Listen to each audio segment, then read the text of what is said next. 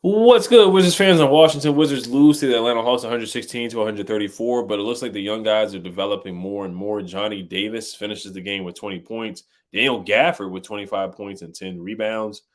Jordan Goodwin with a solid showing as well. And Jay Huff showing a lot of potential. And Wes Unseld Jr. is coming back to DC next year. Let's talk about it. You are Locked On Wizards, your daily Washington Wizards podcast. Part of the Locked On Podcast Network, your team every day. So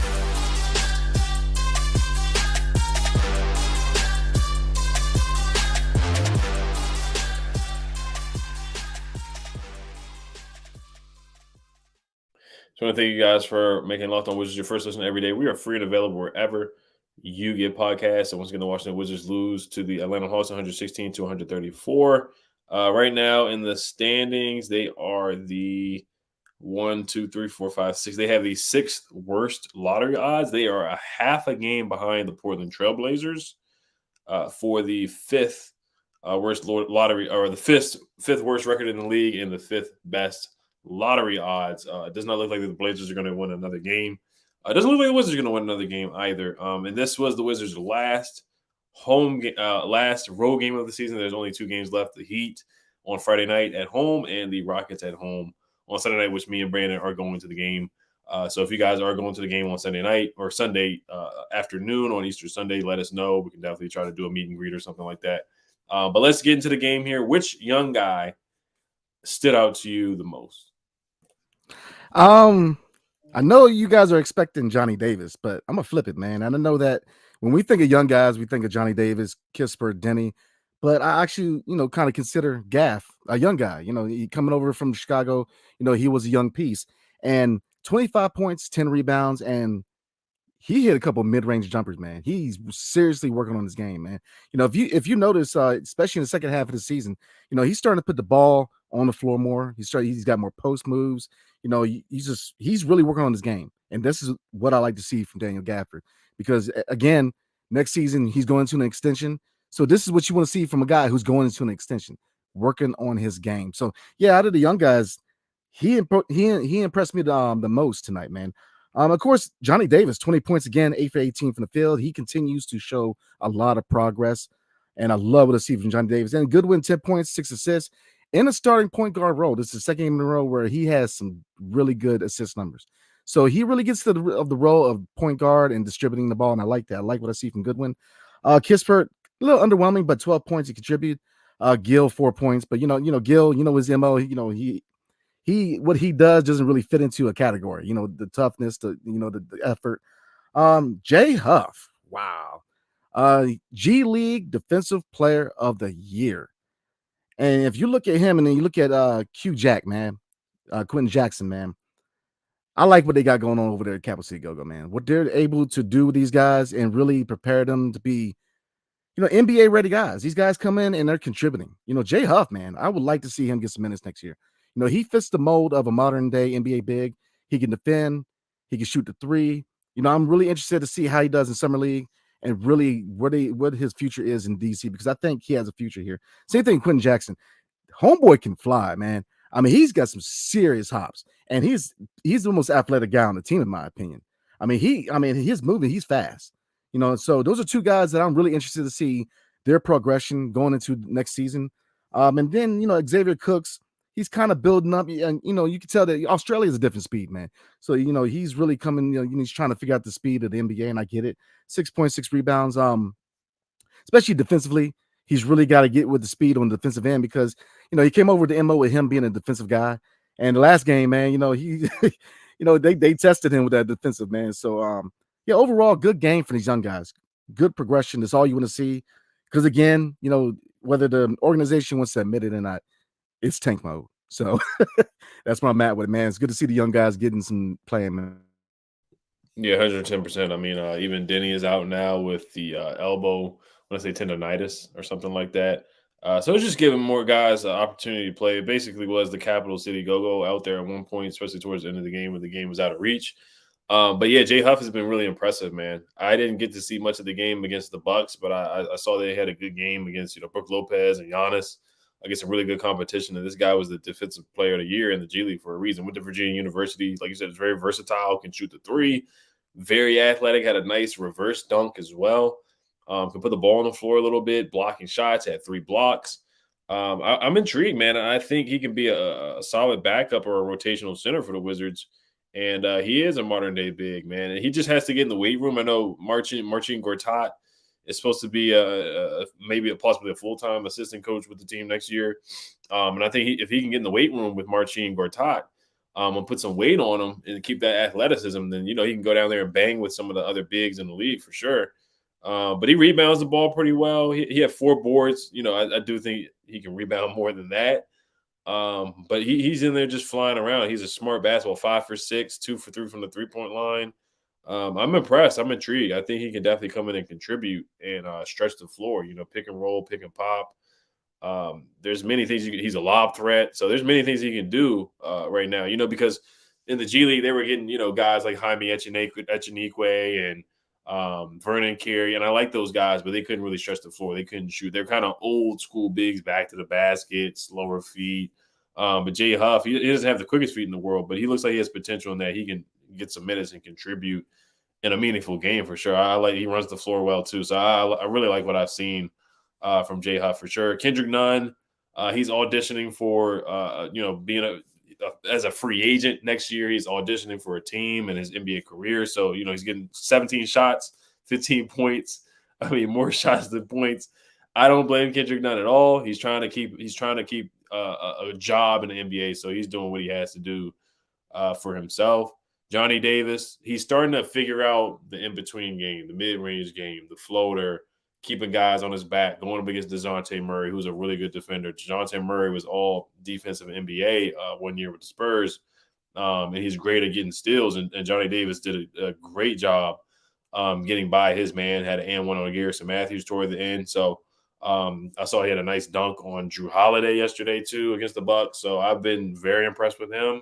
And it's just confidence with Johnny. That's all it is, man. And he's looking very confident out there, very decisive, not being timid or just thinking too much. He's making a decision, and I love that for him. So I'm happy that he's getting 36 minutes. He got 36 minutes today. Hit 1 3, 1 for 4, missed the free throw as well, but I'm impressed with what he's doing. Corey Kispert didn't have his best game, 12 points. Gafford, 25 and 10. Mid-range shot, like you said as well. Improving on trying to just do things that he doesn't do in a normal game, and I like that from him. Energy, bunch of dunks, 8 for 10 from the field. Gill, 4 points. Xavier Cooks had a nice alley-oop, so he showed off some of the athleticism. He did have a flagrant one on Trae Young, but Trae Young got a lot of calls today, and that's just what it's going to be. That's not the reason why we lost, but Trae Young, 16 for 18 from the free throw line. That's ridiculous. 18 free throws in one game is just insane. So that's what he did tonight. But yeah, I'm not going to dissect the game too much because we just know what it is. I mean, the Wizards were all from the 3-point line. 6 for 28 from the 3-point line. The Hawks were 13 for 30. They shot 40 free throws to our 26. 87% from the free throw line. They out-rebounded us. We had 66 points in the paint to their 50. But like I said, there's no need to really go into a deep analysis about the game because we know what the Wizards are trying to do, and the Hawks are going to make the playoffs. So Jordan Goodwin played. I thought he had some good moments tonight too. He had a nice dunk. Yeah, absolutely, man. Like I said, good quality minutes from these young guys, man. And again, this is a testament to Capital City Go-Go. What they're doing over there, they're doing good things over there as far as developing these guys and really playing good basketball over there. And I'll tell you what, with Wes coming back and obviously Tommy coming back, there's one move I would like to see is Amber Nichols being promoted to assistant GM of the Washington Wizards. I think that's an easy call. What she's been able to do over there with the Capital City Go-Go, man, is she's worked wonders with getting a lot of these guys ready for, to coming in and, especially, this year and especially last year. People forget all the injuries and all the COVID we had last year. And a lot of these Go-Go guys came in and they contributed right away. And the same thing this year. So, no, I mean, I would like to see Amber Nichols get promoted to assistant GM of the Wizards. That's just me, because I've been very impressed with what the Capital City Go-Go has been able to do developing these guys. So Jay Huff, man, this is actually his second time with the team. They reacquired him, and I was high on him before. UVA guy, straight out of Charlottesville. So, he's a local cat, or he went to college local. And I think that he could be that backup big role next year because, again, I like his dog. I like his defense. The fact that he can stretch the floor. But Johnny Davis, man, this was his MO at Wisconsin. He started slow, took him a little bit to kind of, get the game going. But now, he's really picking up the speed of the game. And man, he looks good out there. His confidence, his ability to that floater going into the lane, his 3-point shot is starting to look more fluid. It's just the dog on defense. He's going to do well. He's got a bright future in DC, man. So yeah, in short, man, I love what I saw from the young guys tonight. Right. Yeah, 7 boards from Johnny Davis. He's not afraid to mix it up and be physical. Quentin Jackson, 10 points, 2 rebounds, showed off some of his athleticism. He did miss the alley-oop dunk, but he just showed off the athleticism, and the Wizards could use that. Shout out to Amber Nichols for her recruiting or, talent evaluation. I thought she's done a good job of that for sure, and these guys look ready. Isaiah Todd, he only got 3 minutes. I think he should get more minutes because it's the end of the year.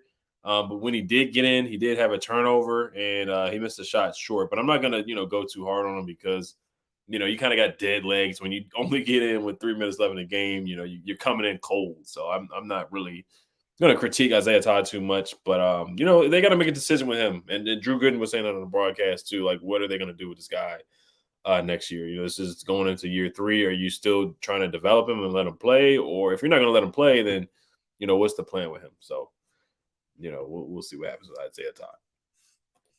Yeah, it's gonna be interesting, man, because like you said, if you're not going to give him playing minutes, then give him an opportunity to play somewhere else. Mm-hmm. Like I said, year 3, I don't know what he did. I mean, he must have made somebody mad, man, because he has gotten very minimal playing time. And I thought that he had potential. He's a big who can stretch the floor. He just needs to add a little bit of weight, and he has to add a little aggression to his game, man. Mm-hmm. He's a little passive. He's not really. He's got to get a little angry on the court, man. But I think he'd be all right, whether it's here or whether it's somewhere else. I think if he puts the work in, he's got the intangibles to be a pretty solid player, man. So yeah, definitely. We'll talk about him more probably tomorrow. I mean, he's a guy that he's a 3-point shooting big, doesn't put the ball on the floor much. Yeah, he's got to get in the weight room too. Still, like you said, aggressiveness as to and physicality. Super athletic, but just he has a lot to work on for sure. So. But we're going to get to Wes Unseld Jr. being brought back before we do get into that. Today's episode is brought to you by Ibotta, grocery, school shopping, and getting a little something for yourself. You're already doing it, so why not get cash back for it with Ibotta? You can earn cash back on every shopping trip. Ibotta gives you cash back on hundreds of grocery items from produce to personal care to pantry goods. Either link your loyalty account or upload your receipt after you shop and get your cash back. It's that easy. The average Ibotta user earns $120 a year in real cash back. That could cover the cost of an entire shopping trip. Or you could use your cash back to buy that flight you've been eyeing. That's that game you're dying to go to, or the fancy dinner you've been craving. A typical basket of groceries was over $50 more expensive at the end of 2022. Then at the beginning of the year, due to inflation, you could earn 2.5 times more. 2.5 times that in cash back from Ibotta, or even more depending on how much you use Ibotta. You can earn cash back on hundreds of online brands and retailers too when you start with Ibotta, including Lowe's, Macy's, Sephora, Best Buy, and more. Right now, Ibotta is offering our listeners $5 just to try Ibotta by using the code LOCKED when you register. Just go to the App Store or Google Play Store and download the free Ibotta app and use code LOCKED. That's IBOTTA in the Google Play or App Store and use code LOCKED. Isaiah Todd, one more thing, he definitely has to work on ball handling. There's a lot of times like he tried to go baseline, he turned the ball over. That's one thing right there. Physicality, is he going to post up? Can he shoot the 3? Rebounding I want to see him rebound the ball more. In the summer, I didn't think he rebounded the ball enough as well. But like I said, he only got in for 3 minutes, so we'll see what happens with him. But let's talk about Wes Unseld Jr. Per The Athletic, I want to say it was per Shams Charania or per Josh Robbins. The Washington Wizards are bringing back Wes Unseld Jr. They're announcing this even before the season is over. I want to say probably because out of respect, they just don't want to leave any speculation out there that Wes Unseld Jr. is not going to come back. What are your thoughts on the report that Wes Unseld Jr. will be brought back to the Washington Wizards? Very predictable. I kind of saw it was going to happen. If they're not going to go anywhere with Tommy, they're probably not going to make any changes at head coaching. They've been known to they don't fire coaches in middle contracts. I believe this ownership has only fired I think one coach in the middle of a contract, and I believe that was I'm trying to think of the coach, but Scotty Brooks, he played through his contract, and just if you add that factor and the factor of Wes Unseld's lineage as far as how important his dad is to this franchise, he's going to be around for a while. But I'll say this, man, then he's got to up his game. Year 3. If you look at his MO coming over here from Denver, you're supposed to be defense. So, and I get it. I'm gonna look at it from both sides. I get it. You come into an organization where, you got to try to fit your system with the guys you have, and it's hard to do with veterans and young guys, and no clear vision in the front office. So I get it. It was a hard situation to come into. So, look, I'm looking at 2 people going into the offseason, him and Tommy Shepard. All right, Tommy Shepard, your job is to find the personnel to implement in the system. That's the job of the GM. You know what the system is, your head coach. Go find the personnel to implement in the system. Wes Unseld, it's time for you to up your game as a head coach. Just like players, they work on a game. He needs to work on his head coaching. He needs to work on adjustments. He needs to, I don't know if he needs to go play golf with Pat Riley and Phil Jackson, but he needs to learn a little bit about, really trying to be, somewhat try to be vocal in the locker room, man. Really try to take control of the locker room. Easy. He needs to solidify himself as a head coach, take over the locker room, show some leadership, and set a standard. And that's my charge for Wes Unseld, because like I said, it was predictable. I didn't see them moving on because I just know this organization, but he's got ways to go as a head coach. Especially if this team, because this tells me that they're, the chances of them trying to run him back is getting higher just because they're trying to keep the certain pieces in line. So that's where I'm at, man. I kind of saw it happening, and this is time for him. I want to see growth from year 2 to year 3. So that's where I'm at with Wes, man.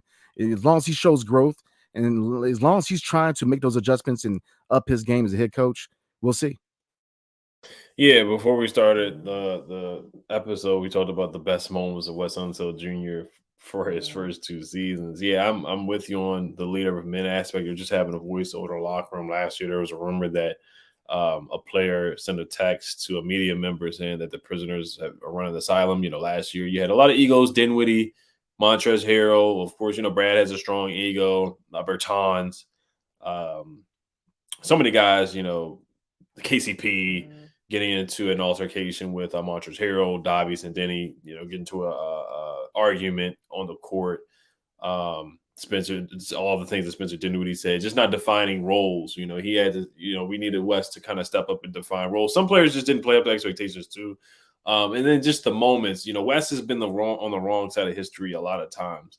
The Clippers game, we're up by 35 points and we lose to them. You don't take Dinwiddie out of the game when he's not playing well.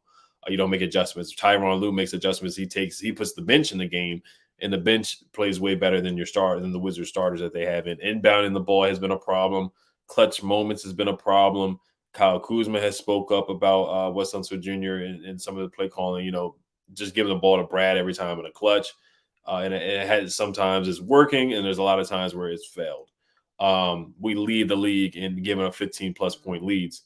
The common denominator in that happened last year and is happening this year is Wes Unseld Jr. Giving up 100 points in the paint to the Nuggets. That was a historically bad record. Losing by 41 points to the Nets at home. That was a historically bad a showing there as well. So Wes, he's really on the wrong side of history. I know his dad has been on the better side of history, winning championships and being an MVP. But, Wes Unseld Jr. has struggled so far. 2 years where you're under 500, you don't even make the play-in with Wes Unseld Jr. as the coach. And some of it's not his fault, but he's definitely not innocent at all. Does he get the best out of his players? Some of the rotations questionable as well. I do think the Wizards, in hindsight, I do think it probably would have been a better option for them to go to a coach with experience, especially for the guys last year with the different egos and just being in the league for a long time and them trying to make the playoff. The goal is to make the playoffs. But like I said, I'm rooting for Wes, but you just see time and time again where they're losing leads, calling timeouts late when we need them. So it's a lot of improvement areas for Wes Unseld Jr. And yes, you're right. This was super predictable. We know how Tommy Shepard and Ted Leonsis move. It's a lot of nepotism. It's a lot of friendship and stuff like that, family kind of situation where they're just not going to fire guys. They're just not. So I think we all saw this coming. There was maybe a small possibility because there's some good options out there. Emi Udoka, I know a lot of people would probably say no because of the situation, but I wouldn't mind it. Kenny Atkinson, I want to say he's available. There's a couple of good head coaches that are still available out there, but I think would gel well with this team. And like also what you said before with him trying to bring Kuz back, them trying to bring Porzingis back. They're just trying to run this back, man. They really are. They believe that this team can go somewhere, and like I said, maybe the third time is the charm for Wes, and Wes is back in DC. So, we're gonna get to some comments unless you have anything else to say about Wild Wild West. I mean, it's just like you said, they're super predictable, man. As an organization, they're just super predictable. I mean, I knew it was going to happen, and I think that they're trying to run him back because they're trying to send a clear picture to Kuzma and KP that they're trying to, I guess, have some. I don't know. I don't know what they're trying to do, but it's just it was predictable, man. But looking at West, man. Yeah, I mean, they have to get out of this buddy thing, man. Find the right people for the job, and that's how you win. Stop trying to be friends. No, forget all that. Find the right people for the position, man, and go from there. But as far as Wes Unseld, and I'm just gonna keep it short. As far as West, man, look, balls in the court. You gotta go out there and you gotta perform. We have to see growth from year 2 to year 3 because I'm telling you, man, a third straight year with defense being trash. I'm just saying, you're going to coach your way out of DC. And I don't care how nice Tommy and Ted think they are, man. You stink it up for a third, fourth year. I mean, the fan base is going to be ready. I mean, look, they're going to get some billboards out for you, man. So, yeah, it was predictable. But again, the defense was ranked 20th last year and 20th this year again. Actually, it might have been ranked 25th in defensive rating. So the defense hasn't been any better than what it was with Scott Brooks. That has been disappointing so far. And they also made a trade to make West feel comfortable. They traded for Will Barton. They traded for Monte Morris, 2 Nuggets guys that they brought in because of the whole thing that West was, probably not comfortable with the locker room situation. But they brought in guys that knew the Nugget system, and it still hasn't improved. So, what are they going to do next year with adding guys? Yeah, I mean, we'll see because you hit the nail on the head when it came to him solidifying himself as head coach. Look, stop letting the players run the locker room. You run the locker room. Tommy, stop letting players, i.e. Bradley Beal, make personnel decisions. You're the GM. Do your job. Let everybody do their job, man. I get real tired of this, players running the locker room. Nah, it's not the job. You're the coach. So that's part of his growth. Going into year 3, I hate to say this, and this is all due respect, man, but he needs to, grow a pair a little bit. Look, you look, man up. You're the coach. You set the tone. Your person. You know what I'm saying? I mean, straight up. And this is all due respect, man. But he has to take charge of that locker room, man. You letting players do whatever they want, making decisions. You got Tommy up there in his office making people, doing Bill. Look, Spencer Dinwiddie, that was Bill trying to play GM. So maybe he needs to stop being GM. I'm just saying that was on him. Acquisition that it took half the teams in the league to get the trade to go through, and then he was gone by the deadline. So I'm just saying, Wes has got to step up and be the guy.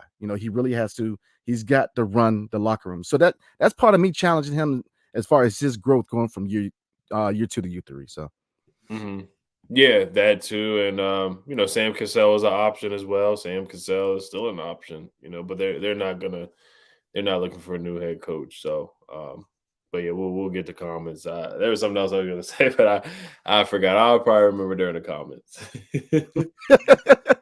All right, man. Before we move on to comments, tonight's episode is brought to you by FanDuel. The NBA playoffs are almost here, and now is the perfect time to download FanDuel, America's #1 sportsbook, because new customers get a no-sweat first bet up to $1,000. That's right, $1,000. That's bonus bets back if your first bet does not win. Just download the FanDuel Sports app. It's safe, secure, and super easy to use. Then you can bet on everything from the money line to point scores and threes drained. Plus, FanDuel even lets you combine your bets for a chance at a bigger payout with same game parlay, my favorite. So don't miss the chance to get your no sweat first bet up to $1,000 in bonus bets when you go to FanDuel.com/lockedon. That's FanDuel.com/lockedon to learn more. Make every moment more with FanDuel, the official sports betting partner of the NBA. So let's slide in the comments because this sure to get interesting. So. Yes, sir. It's already heating up. Somebody, John Booth said Brandon wants to smoke.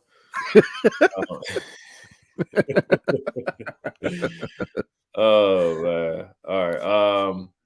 Yeah, this just the late game play calling was definitely frustrating from West. It was very predictable. Bradley built isolations. Oh, and what else I was going to say as well is that Porzingis, I think a part of why Porzingis would go crazy in the first half. He'll have what 22 points in the first half at halftime, and he'll end the game with 24 or 25 points. Is that coaching? Is that Porzingis? Is that the other team making adjustments? I do think some of that is coaching. Get your guy who's hot in the basketball. Why is Porzingis having 43 points and he's not taking the last shot of the game? I think there's other guys that you can use. And Kuzma was saying that too. So I think Brad's a great player. He's had some clutch moments, but a lot of times he's had some clutch turnovers. And I think West definitely just easily was like, okay, let's just give Brad and get out the way. And a lot of times it didn't work. Yeah, but that comes along with the responsibility. It's just you see too much of Bradley Beal, having a lot more responsibility than he should have as far as within the organization, man. Wes again has to be that guy. I mean, we both know, and we've been witness to the fact that when this team runs the offense through KP or Kuz, they're more successful. Stop letting Brad bring the ball up. That is a decision that coaching makes. Players don't make that decision. And that's why I made the comment I did about West, man. You dictate what your system does. You dictate the plays you run, not the players. You dictate it, man. And that's the thing that I think that's really rubbed a lot of guys the wrong way in DC is you see that behind the scenes where, management's kind of like, oh, make sure you make Bill the guy. But the fact of the matter is Bill is successful when he has guys around him who can carry the weight. You know what I'm saying? So running the offense through KP and Kuz just works better. So yeah, I mean, West he's got to take charge, man. He's got to be the coach, not Bradley Beal. Right, 110%. 110%. Israeli Phantom says, first off, I would like to apologize if my comments offend you. Much respect for the show. Question, if West has no respect or control of this team, can't develop or adjust, why keep him? Bottom five coach. It's a good question. I mean, and if we were, it sounds like if the fan base had control of the team, West would not be brought back. But we just know how this franchise and this organization, how they operate and how they make moves. They're just not going to fire Wes. Even with Scott Brooks, they didn't fire Scott Brooks. They parted ways. It was the end of his contract. They decided not to bring him back. Randy Whitman, I can't remember if they fired him or parted ways. The end of his contract, because I know they try to bring in Kevin Durant, so they brought in Scott Brooks. Yeah, I think that's the one time that they fired somebody. I think that's it. Yeah, Randy Whitman. Yeah, I think you're right. I'll probably Google it to make sure. But yeah, that's just what they do. And even Ernie Grunfeld, they fired him, but at the same time, how many years was Ernie Grunfeld here? Ernie Grunfeld was for many, many years, so it took them a long time to even get to that point. So this Ted Leonsis, he's not going to fire you unless you're really just awful, or there's some type of scandal. And Tommy Shepard, he's going to keep his job. He's going to be brought back next year too, and he'll probably be brought back the year after as well. So I'm not surprised. And Israeli fandom, yeah, your comments, they don't offend me at all. I don't know about you, Brandon, but we definitely enjoy your comments on the show. There's never a dull moment with you. For sure. Yeah, you're good, man. You keep the entertainment rolling, man. So right. It's all good. Yeah, with West, man, it's predictable. It just, and same thing with Tommy. Tommy's gonna be around for a while because if you look at Ernie was here for a minute, and he should have been fired by 10 years before he got fired. So it's just they're overly loyal, man, and they're loyal to a fault, and that's what it is. You gotta in this business, you cannot be friends. You got to be able to cut, trade. Just the name of the game, man. So we shall see. Right. I guess we can do one more comment, and then we'll save the rest for the episode for tomorrow. Got you. Let's see. This is a funny one right here. Boston Wild says, "Wonder what type of gum West chews. Think is mint." Yeah, he be chewing the heck out of that gum, man. Let's see. The sign said true. Oh man, yeah. I mean, I think looking at the comments, man, if it was up to us, man, it's pretty much 99.8% Fire West, man. Compared, I don't even think we have one on here about keeping. I think 100%, honestly. Yeah, absolutely. So that tells you, looking at the pulse of the fan base, man, it tells you what a lot of us know. Oh yeah, Boss Wild, man, appreciate you.